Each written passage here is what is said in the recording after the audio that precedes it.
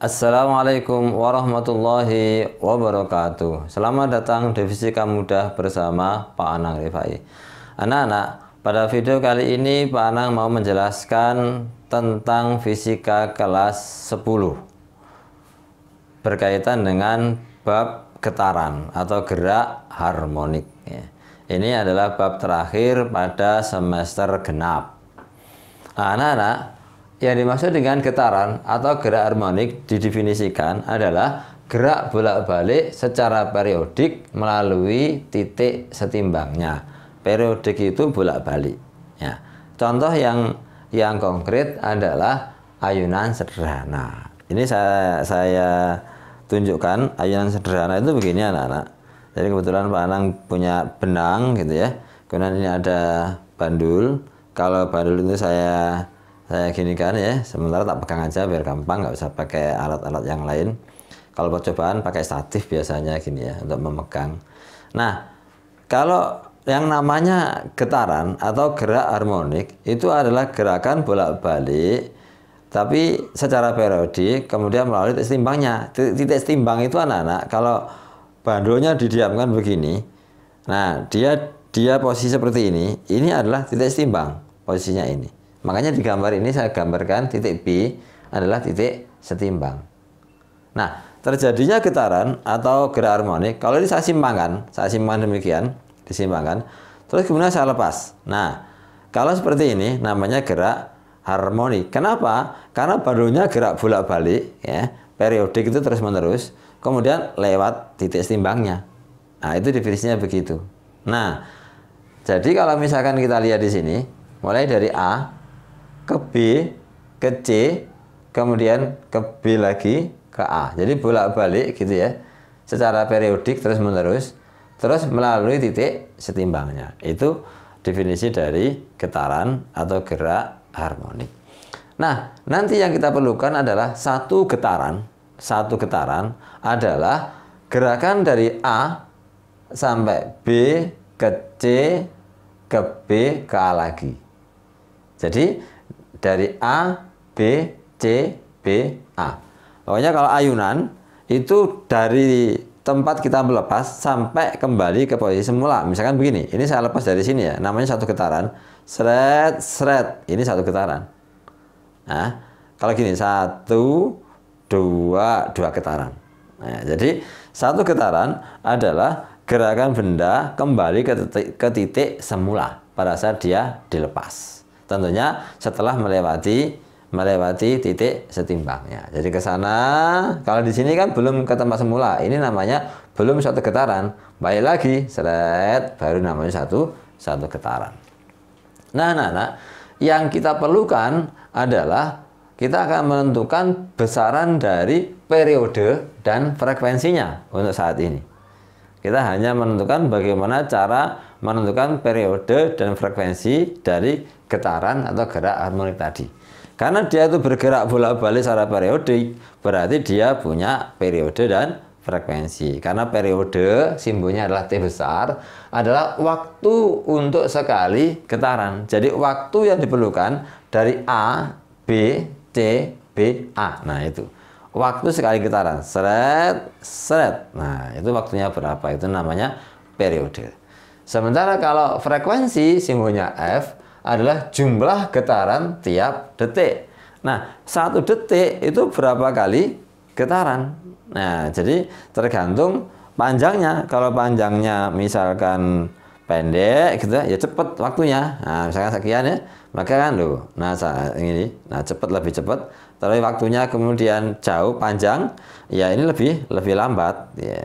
Nah, jadi makanya kalau misalkan satu detik itu bisa jadi isinya sampai 2 getaran, bisa jadi 1 getaran, bahkan kalau panjang satu detik hanya setengah getaran bisa. Nah, itu namanya frekuensi, jumlah getaran tiap detik ya, tergantung alat yang dipakai. Bisa jadi isinya frekuensinya setengah, bisa hanya 1/4, bisa jadi 1, bisa jadi 2, tergantung kondisinya. Nah, sekarang anak-anak, karena periode adalah waktu sekali getar dan frekuensi jumlah getaran tiap detik, ini ada hubungan antara periode dengan frekuensi. Bahwa periode itu adalah seper F. Atau kalau dibalik, F frekuensi adalah seper T. Jadi gitu ya, ada hubungannya. Pokoknya kalau sudah ketahuan T-nya, otomatis frekuensinya bisa kita cari. Ketahuan frekuensinya, maka periodenya bisa kita cari. Sekarang kalau dikaitkan dengan ayunan ini, maka periode dan frekuensi bisa kita cari rumusnya. Ada rumusnya menentukan periodenya. Jadi cara menentukan, misalkan melakukan percobaan, misalkan anak-anak ya, nah itu cara menentukan periode itu ada rumusnya. Nah misalkan ini, nah, berapa periodenya? Segini, seret. Ini berapa periodenya? Itu ada rumusnya.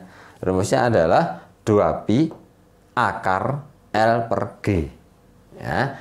L adalah ini panjangnya tali plus bandul. Ingat ya, kalau melakukan percobaan, L itu bukan hanya panjang tali saja, bukan. Ya, pokoknya panjang yang berayun. Jadi mulai dari ujung sini sampai, kalau bandulnya seperti ini, sampai paling bawah sini. Nah, jadi gitu ya. Kalau bandulnya berupa bola begini, ya sampai bola paling bawah. Jadi karena definisi L itu sebenarnya adalah bukan panjang tali, tapi panjang benda yang berayun. Ini berupa tali plus bandul. Nah, itulah L ya. G gravitasi bumi. Biasanya 9,8, kadang-kadang dibulatkan menjadi 10 ya, tergantung soalnya. Oke ya. Ini adalah periode. Nah, periode dari ayunan sederhana. Sekarang yang kedua, contoh getaran adalah pegas. Pegas itu ini anak-anak. Ini pegas. Nah, ini pegas ya. Ini adalah pegas yang bisa ditarik begini, adalah pegas. Nah, pegas ini juga bisa berayun, bergetar gitu ya. Lihat, kalau pegas awalnya sekian, terus diberi bandul, dia bertambah panjang. Kita berikan contoh. Nah, misalkan ini bandulnya, awalnya sekian ini anak, terus saya beri bandul, maka dia akan bertambah panjang. Seret. Nah, dia bertambah panjang. Nah, kondisi yang seperti ini di sini namanya titik setimbangnya. Titik di mana benda ini belum berayun atau benda ini belum bergetar, masih diam begitu. Nah, ini kalau digambar ya di sini titik setimbang. Ini masa bandul. Nah, agar bisa bergetar bagaimana? Kita tarik. Nah, kita simpangkan. Prinsipnya sama dengan ayunan tadi. Kita simpangkan, kemudian kita lepas, maka dia akan bergetar, naik turun begini getarannya. Nah, gerakan bolak-balik gitu ya, secara periodik, kemudian melalui titik setimbangnya. Itu pegas. Nah, sekarang bagaimana menentukan periode dan frekuensi pada pegas? Periodenya ini adalah 2pi akar M per K. M tadi adalah massa. Jadi kalau bandul ini ya masanya berapa? Massa bandul kemudian. Nah, kemudian K-nya konstanta pegas. Konstanta pegas itu bisa dicari seandainya tidak diketahui ya. Dicari menggunakan hukum Hooke bahwa F sama dengan K kali X. Nah, F itu adalah bandulnya tadi, tapi dikalikan gravitasi karena gaya berat. Jadi mg sama dengan K kali X, maka K sama dengan mg per X. Nah, X ini apa? X ini adalah pertambahan panjang saat diberi bandul. Ini adalah X. Jadi kalau misalkan tadi bandulnya sekian gitu ya, awalnya sekian. Nah, terus kemudian saya misalkan diukur 15. Nah, kemudian saya beri bandul, seret, lo tambah panjang, misalkan jadi 20. Nah, maka diukur lagi jadi 20. Bekasnya aja yang diukur kalau ini ya, bandulnya enggak usah. Maka pertambahan panjangnya atau X-nya adalah 5. 20 dikurangi 15. Contoh gitu ya. Seperti itu. Itu menentukan X. Nah, kalau sudah ada data, maka konstanta pegasnya bisa kita hitung dengan apa? Mg per X. Masanya berapa? Kali gravitasi, ya ini bisa 9,8 ya. Bisa 10 meter per sekon kuadrat. Kemudian dibagi dengan X. Namun anak-anak, kalau menentukan konstanta pegas biasanya dalam MKS. Ingat, Masanya kalau misalkan diketahui gram, dirubah dulu dalam kilogram. G-nya, kan masalahnya G-nya itu 9,8 meter per sekon kuadrat. X-nya kalau diketahui dalam senti, dirubah ke dalam meter. Nah, kalau sudah K-nya dapat, maka periode bisa kita cari dengan rumus 2pi M per K, akar M per K. Kalau mencari frekuensi, tinggal kalau periodenya dapat, maka frekuensi pasti dapat. Nah, ini anak-anak mungkin untuk pembahasan yang berkaitan dengan getaran awal cukup sekian, tapi saya akan lanjutkan dulu tentang contoh soalnya biar lebih mantap. Baik anak-anak, sekarang saya berikan 2 contoh soal tentang getaran ya. Yang pertama, pada halaman 189, fokus aku Vindo ya, pilihan ganda, saya bacakan dulu soalnya.